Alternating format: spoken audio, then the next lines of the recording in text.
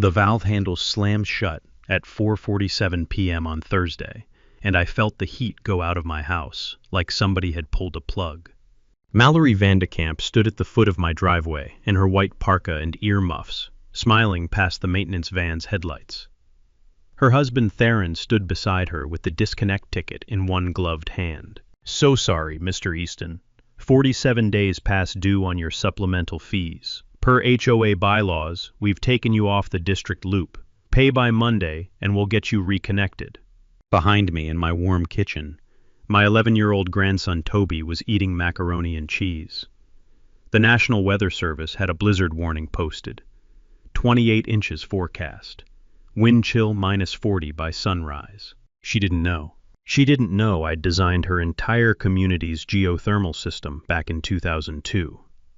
She didn't know the master override valve was sitting in my basement. By sunrise, 80 of her homes would be frozen solid. What would you do if your HOA cut your heat as a blizzard rolled in? Drop a comment and tell me where you're watching from.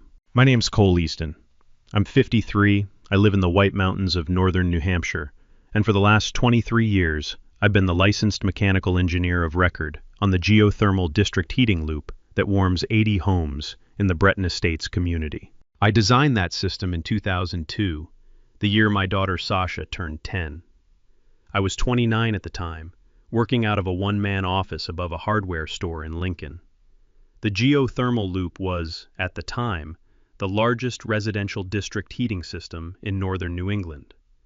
It runs on 2 deep wells drilled into a granite-fractured aquifer at the base of Mount Washington's south flank, with a closed glycol exchange running through 80 individual heat exchangers in 80 individual basements. It is a beautiful system. I designed it to last 60 years. With proper maintenance, it will. I live on 12 acres at the edge of the community, in a frame house my father built in 1971. The wells that feed Breton Estates sit on a recorded easement across the back of my property. The maintenance plant, a small brick building housing the pumps, the exchangers, the controls, and the master override panel, sits 200 yards behind my house, under a 50-year lease signed by my father in 1999 in exchange for my family's perpetual free service from the system. My family, that's a short list. There's me, there's my daughter Sasha, 33, 14 months sober, currently in a residential recovery program 2 hours south in Concord. There is my grandson Toby, who is 11, who has lived with me since his mother went into treatment 18 months ago, who has his grandmother's careful gray eyes, and who is the best thing that ever happened to my late mother Merritt and to me. My mother Merritt was an addiction recovery nurse for 38 years at the Lebanon Hospital. She died of a heart attack in 2018, 10 months before her granddaughter relapsed for what we hoped, and what has turned out to be, the final time. She did not get to see Sasha get sober. She got to do, however, the steady, patient, quiet work of teaching her how. Sasha had been mine since she was an hour old. Her mother, my high school girlfriend, had died in childbirth in 1991, when I was 18 and stupid and not at all ready. And Merritt had walked into the hospital room that night, picked up her granddaughter, and informed me that we were going to figure this out. We did. Sasha grew up in the small frame house on McIntosh Road, with 2 parents who were by years 28 apart, and one of those parents was the steadiest woman I will ever know. I have, in the years since my mother died, tried to do that same work for Sasha, and now for Toby. I am, by training, an engineer. The engineering part of me knows how to fix what is broken. The grandfather part has had to learn, more slowly, how to be present for the things that cannot be fixed by tools. My mother had been good at both. I am still learning. The president of the Breton Estates Homeowners Association, for the last 7 years, has been a woman named Mallory Vandekamp. Mid-50s, white, blonde, well-fed, dressed in expensive Patagonia and pearl studs. Her husband, Theron Vandekamp, owns and operates Breton Mechanical Services, the maintenance company contracted by the HOA to run my geothermal system since 2014. In the 11 years since Theron took over the maintenance contract, the The system's freeze protection safety features had been quietly disabled. The dial that controls the emergency override during sub-zero conditions had been turned off. The redundant glycol return lines had been valved closed to save on pump electricity. The monthly maintenance reports submitted to the HOA had been falsified. The annual safety inspection had not happened in 5 years. I had known about most of this for about 18 months. I had been quietly documenting it. I had not yet acted. Then, on a Wednesday afternoon in early February, Mallory Vandekamp came to my front porch with a piece of paper that said I owed her $8,400 in fees that I did not, by the terms of my father's 1999 lease, owe. She had picked the worst possible week to test that contract. The notice was hand-delivered at 3:14 p.m. Wednesday. Mallory was in her white parka, smiling, holding a single sheet of paper inside a leather portfolio. Mr. Easton, I'm so sorry to bother you, but the HOA's accounts receivable shows you 47 days past due. $8,400. Per Article 9 of the HOA bylaws, if not paid by close of business Friday, your residence will be disconnected from the geothermal district loop, effective immediately. I took the paper. I read it twice. I handed it back. Mallory, my property is exempt from supplemental fees. My father's 1999 lease conveyed the well easements to the HOA in exchange for perpetual free service. You have a copy of that lease. It is recorded in the Carroll County Registry. You have known about it for 7 years. Her smile did the small, unpleasant tightening I had seen. In 18 months of quietly watching, 4 other homeowners received the same week they were either pressured to sell or coerced into supplemental contracts with Theron's company. Mr. Easton, the HOA's current legal opinion is that the 1999 lease is non-binding on the current board. I'd encourage you to consult with your own counsel. The disconnect, however, will proceed Thursday at 5 p.m. unless we receive payment. She turned. She walked back to her white Range Rover. She drove away. Toby came down the stairs in his sweatpants and his Boston Bruins hoodie, eating a clementine. Pop? Was that the lady from down the hill again? That was her, Bud. Is she still trying to take our heat? She's still trying. Pop, Mom is coming up Sunday. I know, buddy. I want the house to be warm. I knelt down in my kitchen. I put both hands on his thin shoulders. Toby, your mom is coming Sunday. The house is going to be warm. I promise. I called my attorney Margaret Doyle in Concord at 3:42 p.m. Margaret had handled my father's estate. She had handled my mother's estate. She had, 2 years ago, helped me document the falsified maintenance reports. She listened for 6 minutes without interrupting. Cole, I can file an emergency restraining order in Carroll County tomorrow morning. The judge won't see it until Friday afternoon at the earliest. The disconnect will happen tomorrow regardless. I'm sorry. Margaret, the storm is forecast to drop 28 inches starting Friday at sunset. Wind chill -40. I have my grandson here through Sunday, and no backup heating. You have a wood stove. A wood stove I haven't lit in 3 years because the chimney needs sweeping. The flue is rated for emergencies only. I can keep a single room warm with it. The rest of the house freezes. Margaret was quiet a beat. Cole, there's something else. I've been thinking about your father's 1999 lease all year. Section 14. The master override clause. Your father retained and you inherited the right to assume direct mechanical control of the district plant in cases where the maintenance contractor is in safety violation. That includes the right to physically operate the plant on your own behalf during emergencies. I read it last month. I made a note to call you. I forgot. I'm sorry. I sat down very slowly at my kitchen island. Margaret, are you telling me I have legal authority to operate that plant myself? Cole, I'm telling you that under Section 14, in a sub-zero safety emergency where the contractor has failed to maintain heat to any residents on the loop, you can walk into that plant tomorrow night, take the controls, and do whatever a licensed mechanical engineer judges necessary to protect safety. It's a contractual right, recorded, notarized, and binding on the HOA, whether they like it or not. I sat at my kitchen island a long time. 18 months earlier, when I had first started documenting the falsified maintenance reports, I had made a single quiet decision that if the day ever came when Mallory and her husband finally crossed the line of basic human safety, I would not respond in kind. I would not let her make me into the kind of man my mother had spent her life pulling people back from. I had also, 23 years earlier, written into the original engineering specifications a single sentence that everyone except me had probably forgotten. It read, "The system shall maintain redundant freeze protection for all served residences during ambient conditions below 0 Fahrenheit." Mallory had cut that protection. The blizzard was coming. She had picked the wrong week. Thursday morning, the indoor temperature in my house was 70 degrees. Thursday afternoon at 4:47 p.m., when the maintenance van pulled into my driveway and Theron Vandekamp turned the disconnect valve at the property line, the indoor temperature began to drop at approximately 1 degree per hour. By 8 p.m., the kitchen was 63. By midnight, it was 59, and Toby was in 2 sweatshirts under 3 quilts on the living room couch, sleeping in front of the wood stove I had managed, with some difficulty and significant chimney smoke, to get burning for the first time in 3 years. The wood stove kept the living room at 70. The rest of the house was dropping toward the outdoor temperature, which by midnight was 18 degrees and falling.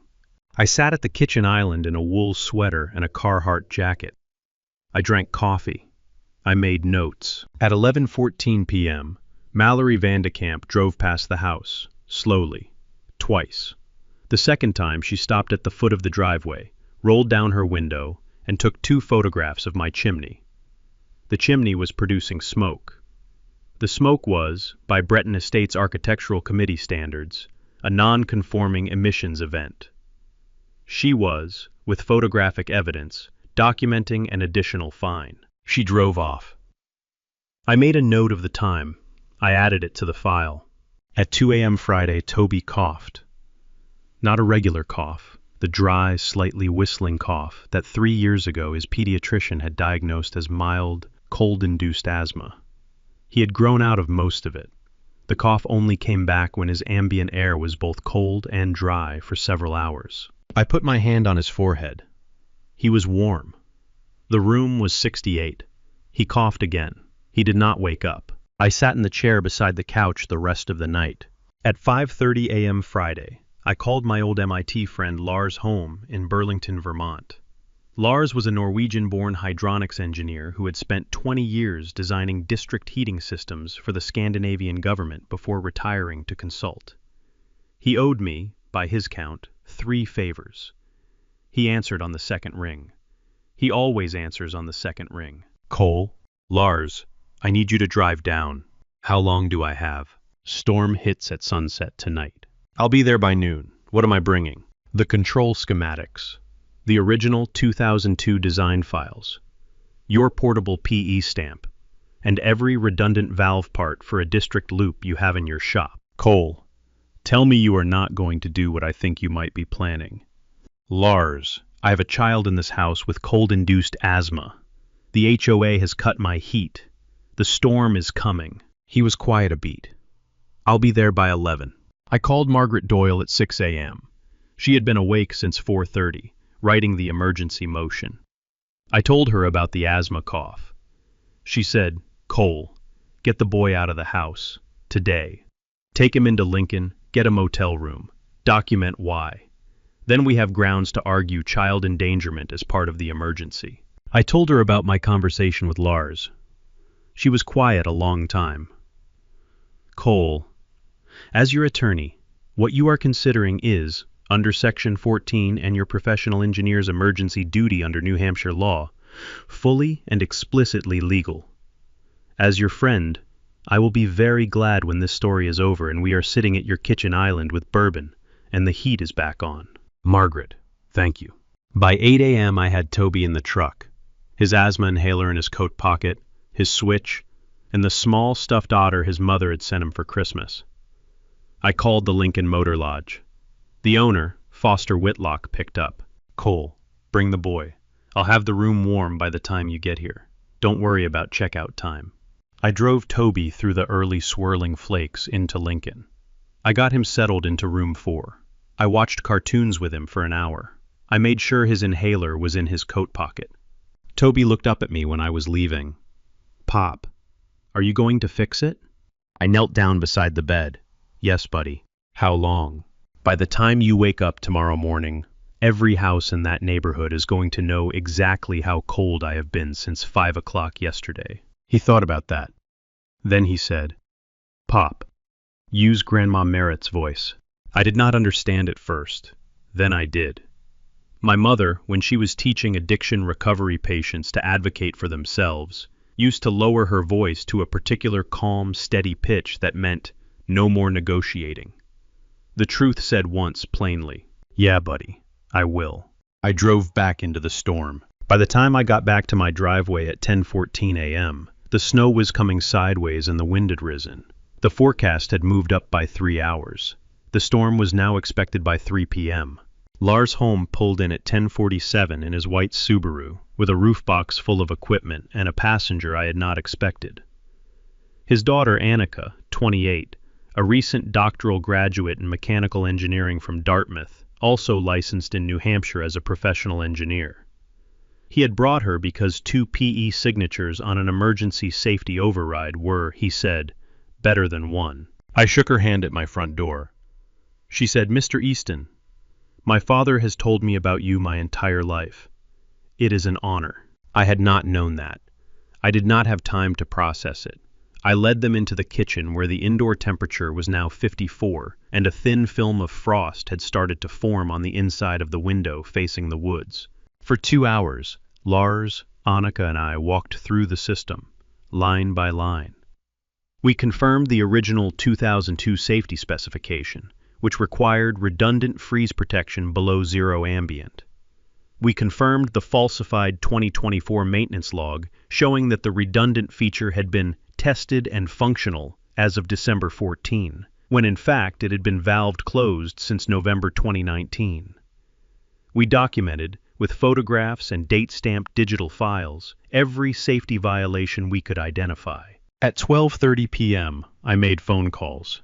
The first was to Trevor Ainsley, the New Hampshire Public Utilities Commission's residential energy safety officer.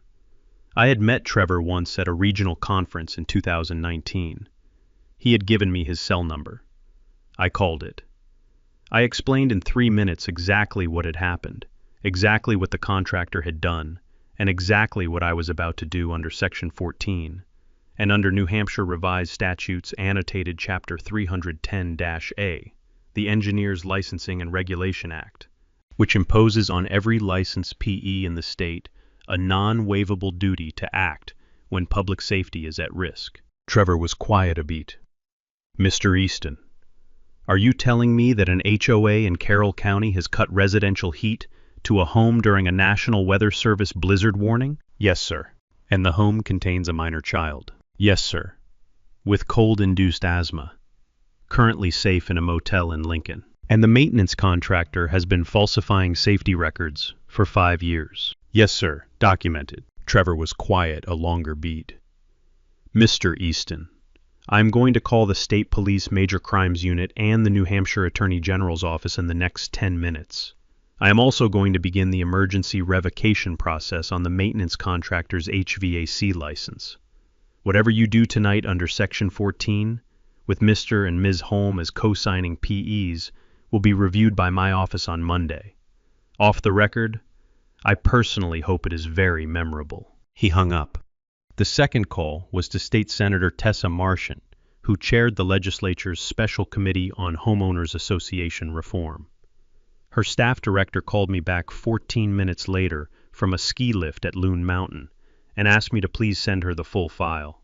The third call was to Margaret Doyle, who confirmed the judge had granted a temporary restraining order via emergency telephonic hearing at noon, and that the order was being served on Mallory and Theron at that very moment.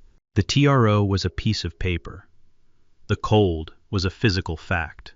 At 1:48 p.m., Mallory Vandekamp called me. I let it ring 3 times.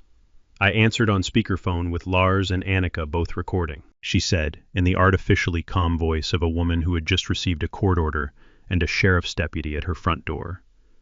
Cole, Mr. Easton, I think there has been a misunderstanding. We will, of course, be sending a crew out to reconnect your heat this afternoon, I said, in my mother Marit's voice, the one I had not used in 7 years. Mallory, no you won't. I am running the plant myself, starting at sunset. The reconnection is no longer your decision. I hung up. Lars looked at me. Annika looked at me. They both stood up from the kitchen table at the same time. Lars said, Cole, show us the master override panel. I led them down into the basement. The master override panel sat in the southeast corner of my basement, behind a wooden cabinet door my father had built in 1971 specifically to hide it. The panel inside was a 4-foot by 3-foot Westinghouse industrial control board, last serviced in 2002 by me, painted dark green, with 7 brass valve wheels, 2 large gauges, 3 manual disconnects, and a single red rotary switch labeled Emergency Declarant Author, Declarant Authority Only. Beside the panel, mounted to the wall in a wooden frame my father had also built, was a single laminated card in my father's blocky engineer's handwriting. It read, Cole, if you are reading this, the contractor has failed. Do what needs to be done.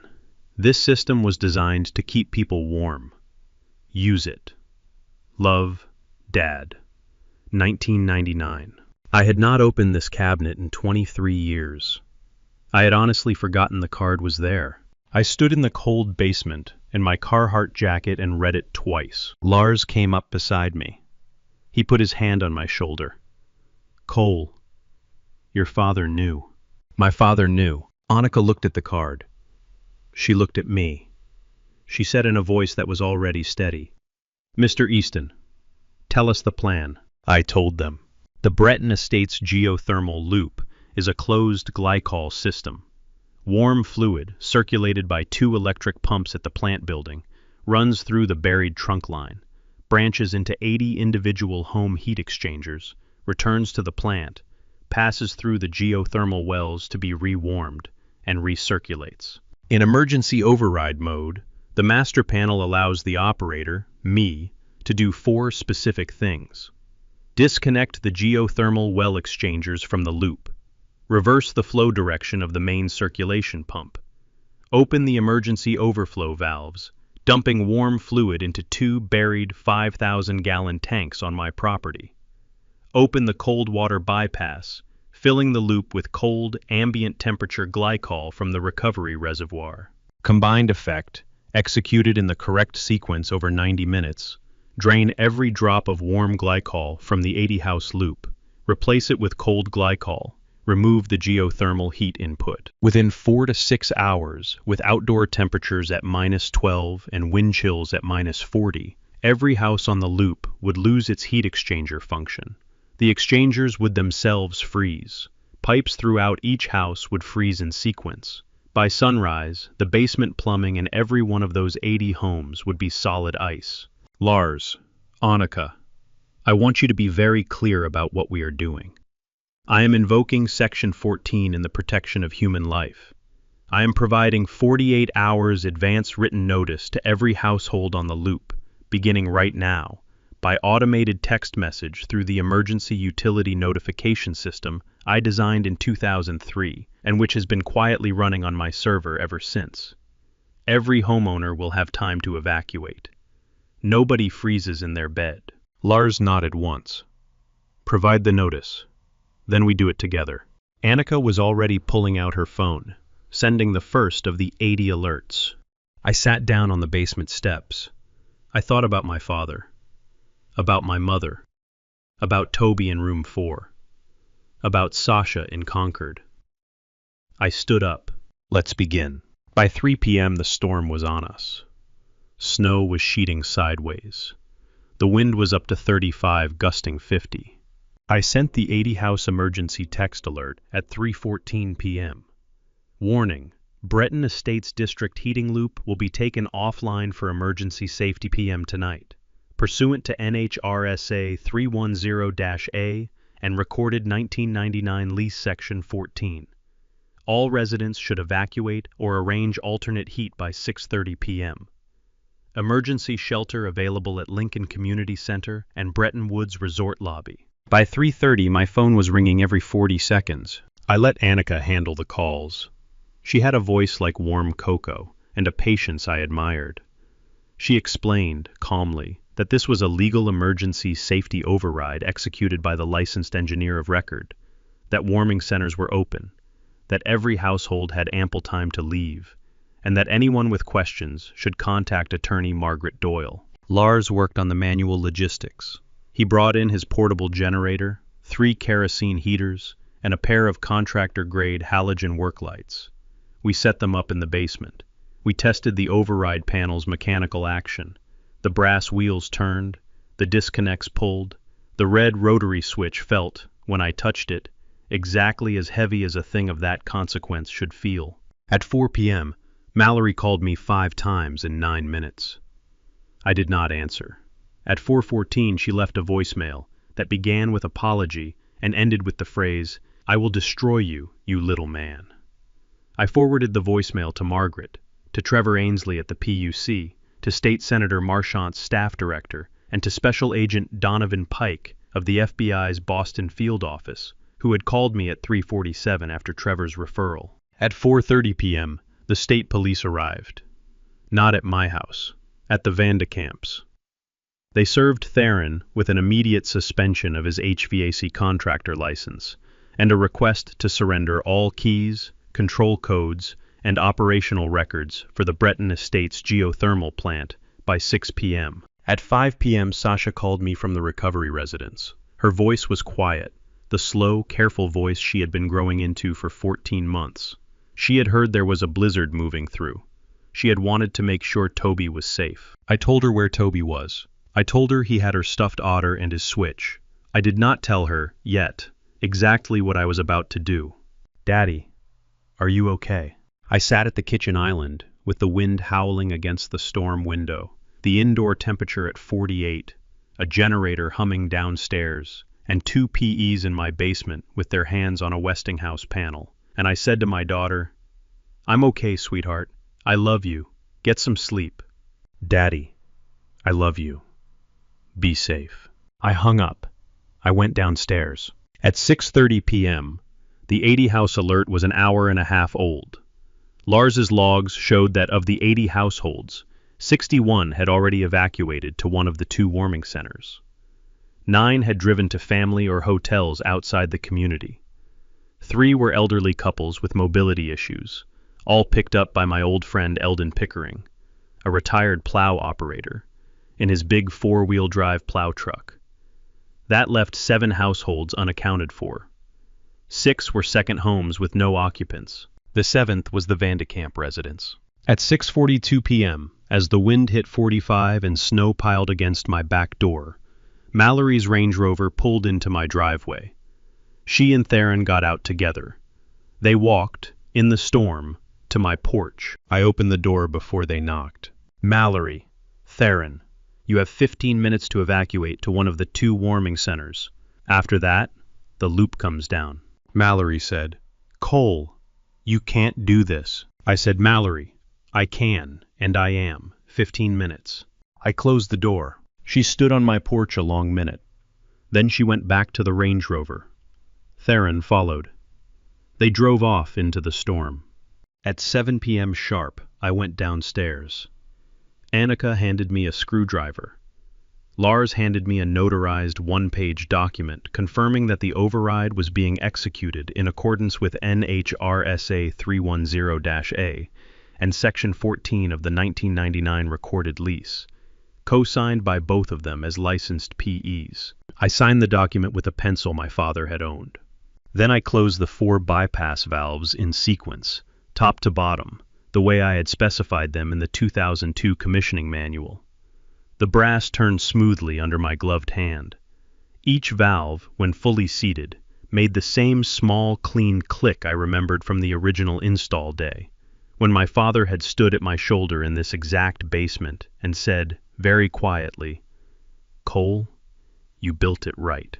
I turned the red rotary switch. The plant began to power down. The first thing that happened was nothing. To the naked eye, the lights stayed on. The wind kept howling. The snow kept falling. The Westinghouse panel hummed differently now, a lower, slower hum, as the main circulation pump reversed direction at half speed. And the geothermal exchangers, for the first time in 23 years, fell silent. What was happening, invisibly, 200 yards behind the house, was that warm glycol was being drained out of the 80-house loop into the 2 buried overflow tanks on my property at a rate of 800 gallons per minute. What was also happening throughout 80 homes spread across Breton Estates was that the radiant floor panels and the baseboard convectors were continuing to circulate the warm glycol currently inside them, but with no fresh warm input. Each home's heat exchanger system was, at 7:14 p.m., still producing 70-degree indoor air. By 7:45, that air temperature would begin to drop. The cold did not stop coming. The warm could not be replenished. The math was simple. The physics were the physics. Lars sat at my kitchen table with a laptop, monitoring the live system pressure, glycol temperature, and pump speed data. He drank black coffee. He took notes. Every 15 minutes he stood up and went to the window and looked at the storm and said quietly, "Good. It's holding." Annika manned the phone. The phone, by 7:30, was ringing with 2 kinds of calls. Polite calls from homeowners who had safely evacuated and were calling to thank us, and screaming calls from the Vandekamps and from 2 members of Theron's contracting crew who had refused to leave and who were now, half an hour in, beginning to understand what was happening to their homes. At 7:48 p.m., State Trooper Anders Bremner called my landline. Anders had been the responding officer at Sasha's relapse 3 years ago. He was, in a small town, a person I knew. "Cole, I'm at the Vandekamp residence. They are refusing to evacuate. I have advised them this is not a wellness check and that I cannot compel them to leave. They are demanding I arrest you." "On what charge?" They have not been able to articulate one. The third time Mr. Vandekamp said, quote, "criminal cold," end quote. I cannot in good conscience take Mr. Vandekamp seriously. I almost laughed. "Anders, are they in any actual danger? They have a working car. They have a credit card. They are 200 yards from the Bretton Woods Resort, which has a heated lobby. If they stay, they are choosing to stay." "Anders, thank you. Please document the offer to evacuate and decline." Already in the report. At 8:30 p.m., Annika put down the phone and turned to me. "Mr. Easton, Foster from the motel called. Toby ate 2 cheeseburgers and is asleep. He wanted to make sure I told you." "Thank you, Annika." At 9:14 p.m., the indoor temperatures in the 80 homes, per the alerts coming in from the few residents at the warming center watching their smart home apps, had dropped to 58 degrees average. The pipes were not yet freezing. The exchangers in each basement were beginning to register cold input glycol. At 10 p.m., the wind hit a 60-mile-an-hour gust, and the National Weather Service upgraded the storm to a blizzard warning extended through 10 a.m. Saturday. Outdoor temperature, -15. Wind chill, -46. At 10:30, the indoor average was 48 and dropping. At 11 p.m., my landline rang. It was Sasha. She was calling from the recovery residence, where she had not been able to sleep. "Daddy, whatever you are doing, I am proud of you." I did not ask her how she knew. The Breton Estates community group chat, of which she had been a quiet observer for a year, had been on fire for hours. "Sasha, I'm okay. I love you. Sleep." "Daddy." Grandma Merritt would have laughed. I sat at my kitchen island in my Carhartt jacket and a knit cap, and for the first time in 18 hours, I cried a little. Lars, across the table, did not say anything. He just reached across and put his hand on my arm. Midnight Saturday came hard. The outdoor temperature was -18. The wind was holding steady at 55 with gusts to 70. The snow was now 43 inches deep on level ground. Inside the 80 homes whose heat I had taken down, the indoor temperatures had dropped through 40 degrees and were continuing to fall at roughly 2 degrees per hour. The first pipe freeze alerts began coming in at 12:47 a.m. A homeowner at the warming center who had been monitoring his basement camera saw the copper supply line to his upstairs bathroom split with a small bright crack. By 1:30 a.m., there were 11 similar reports. By 2:30, there were 31. By 3:30, there were 60. I sat at my kitchen island with Lars and Annika. We did not gloat. We did not celebrate. We documented. Every report, every photograph, every time-stamped piece of evidence that the system, even at its current operating temperature, would have done exactly this on its own, had the storm hit a properly maintained loop, with 1 or 2 homes losing exchanger function. The system had been designed 23 years earlier to protect against precisely this, and the safety features had been disabled by the people now losing their homes to it. At 2:14 a.m. my landline rang. It was Mallory. She was, finally, at the Bretton Woods resort. She was crying. "Cole, please. We're at the resort. We left. Please turn the heat back on. The houses are dying." Mallory. The houses are not dying. The houses are demonstrating exactly what your husband's company has been hiding from this community for 5 years. We will turn the heat back on Saturday morning, after a state-certified inspection. There is nothing I can do to expedite the inspection. There is also nothing I would do if I could. Goodbye. I hung up. At 3 a.m., Special Agent Donovan Pike of the FBI's Boston field office called me. He was driving north on Interstate 93 with a colleague from the New Hampshire State Police Major Crimes Unit. They had warrants to seize records at the maintenance contractor's office, at the Vandekamp residence, and at the Breton Estates HOA office. "Mr. Easton, we will be there by 8 a.m. Please do not, between now and then, return the system to normal operation. I would like the storm condition evidence preserved." It will be preserved. At 4 a.m., Annika finally went to sleep on my living room couch, under the same quilts that had covered Toby 24 hours earlier. Lars made another pot of coffee. I went outside, briefly, in my heaviest jacket, to walk to the plant building and verify the system was operating as designed. The storm had begun, in the last hour, to taper. The wind was down to 30. The snow was now light. The temperature was beginning, slowly, to climb. I stood at the door of the plant in the howling cold.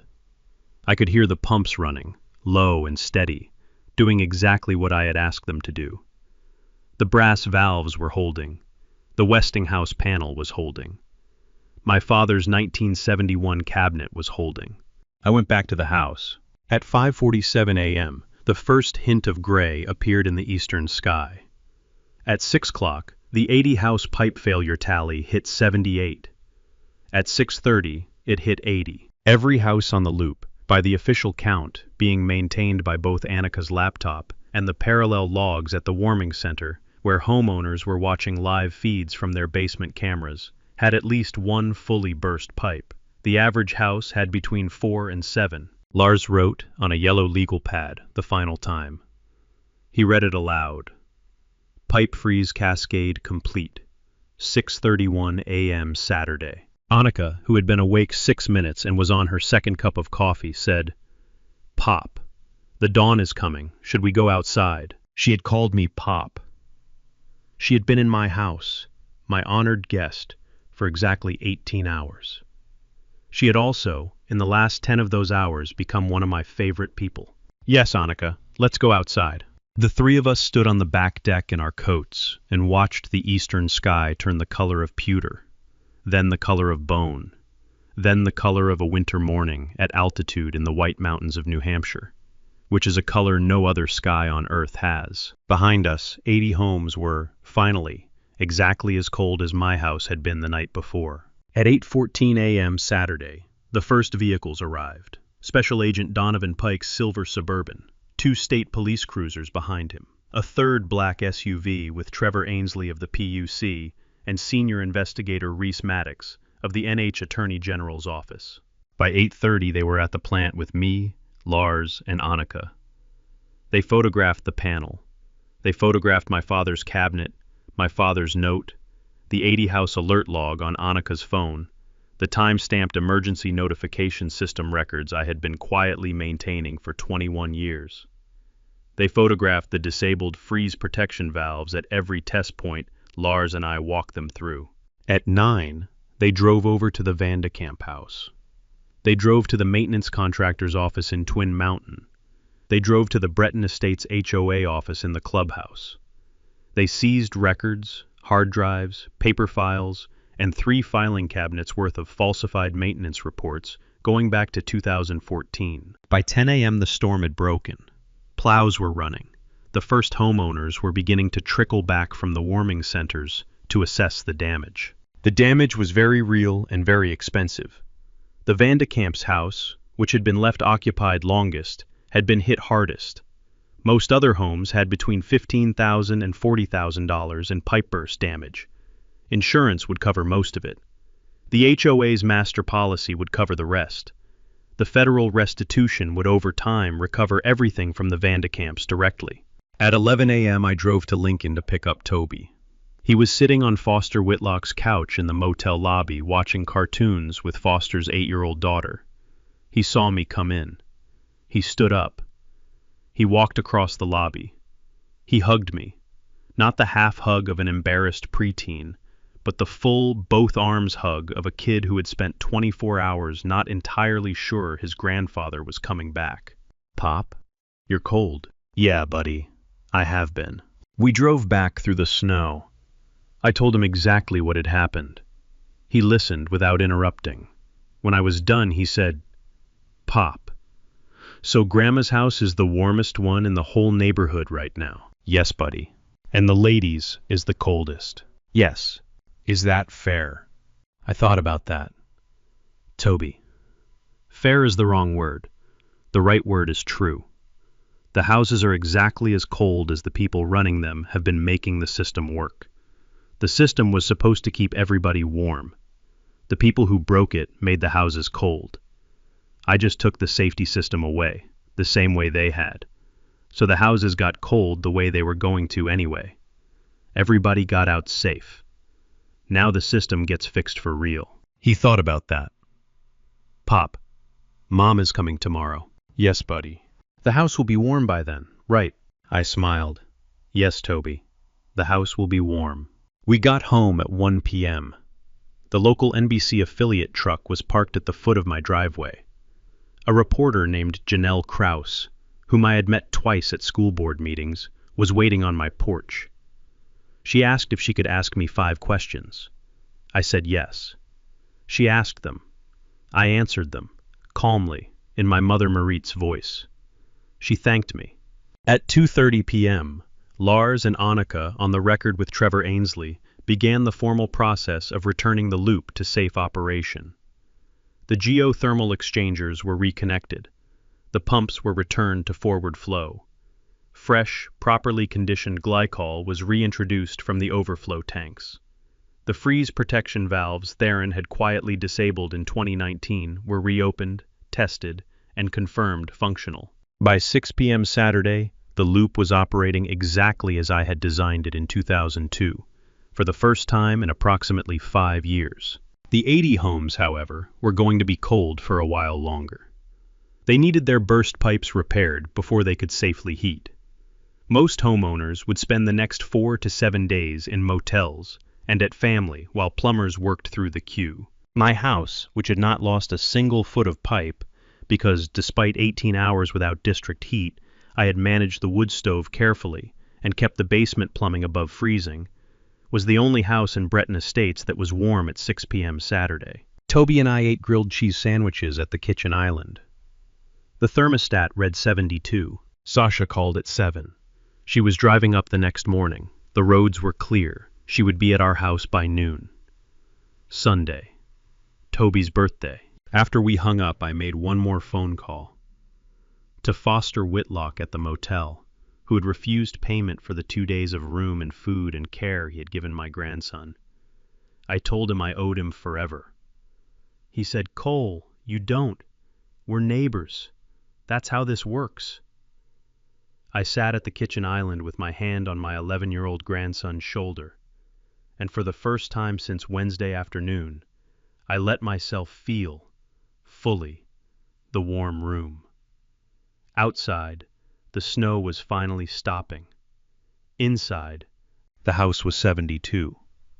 Toby leaned against me and went to sleep mid-sentence in the middle of telling me about a TikTok he had watched at the motel about a sea otter. 6 months later, on a warm afternoon in August, I sat on my back porch with my mother Marit's old photograph in my lap and watched my 11-year-old grandson teach his mother how to skip a stone across the creek that runs along the back of our property. Sasha had been sober that morning for 20 months and 4 days. She had moved out of the Concord recovery residence into a one-bedroom apartment in Lincoln in May. She had begun working part-time at the Lincoln Public Library, which had hired her on the recommendation of Foster Whitlock from the motel. Toby was finishing 5th grade and had started visiting Sasha's apartment overnight on Friday nights. He was happy. She was healing. Both things were also true. Mallory Vandekamp was indicted in March on federal wire fraud, federal Clean Air Act violations for the falsified emissions reports, and New Hampshire state criminal liability for endangerment of multiple persons. Theron was indicted alongside her on the same federal counts, plus criminal contractor fraud for the disabled safety features. They both accepted plea deals in June, 4 years federal custody for Mallory, 3 for Theron, full restitution of approximately $1,800,000 to the 80 homeowners, permanent ban from HOA and contractor work in the United States. The HOA was placed under court-appointed receivership for 90 days while its bylaws were rewritten, with my and Margaret Doyle's input. The new bylaws are 16 pages, plain English with a single page reserved for what an HOA may not do to any homeowner during a National Weather Service severe weather warning. The geothermal plant was transferred from the for-profit Breton Mechanical Services to a new not-for-profit cooperative owned and operated jointly by the 80 homeowners themselves. I serve on the cooperative's volunteer board. I am paid $1 a year. Lars is the cooperative's volunteer technical advisor. Annika is the cooperative's part-time licensed engineer of record, having taken a position at a Dartmouth research lab 40 minutes away that brought her north permanently. The 80 homes were repaired. The community emerged, by spring, in better shape than before. We founded 2 things. The first is the Merit Easton Recovery Scholarship, named for my mother. It provides $3,000 a year to a Carroll County High School senior who is being raised by a grandparent because of a parent's recovery journey. The first recipient, this fall, is a 15-year-old girl named Phoebe Beaufort, who is going into nursing. She wrote me a letter. I keep it on my desk. The second is the Breton Estates Emergency Warming Network, a community mutual aid program coordinated by Eldon Pickering with his plow truck and a roster of 40 neighbors who have volunteered to drive elderly residents to warming centers during any severe weather event. Eldon, at 76, wears a high-visibility vest with the words Volunteer Coordinator, Storm Shelter Network on the back. He is the proudest man I know. Toby turned 12 in February, 3 days after the storm, and his mother spent his birthday at our kitchen island. We had cake, we had ice cream, we had the gentle, awkward joy of 3 people relearning, in real time, how to be a family. Sasha gave Toby the framed photograph she had been carrying for 14 months. A picture of herself, age 12, sitting on my mother Marit's lap on the same back porch where I sat that August afternoon. Toby looked at the picture a long time. He hugged his mother. He did not let go for a while. Sasha looked at me over the top of his head. She mouthed 2 words. Thank you. I mouthed 2 words back. You're home. I left the master override panel in my basement, untouched. The brass valves shine in the work light. My father's note is still pinned to the wall above it. I do not anticipate ever needing to use it again. But I am glad it is there. Here is what I learned.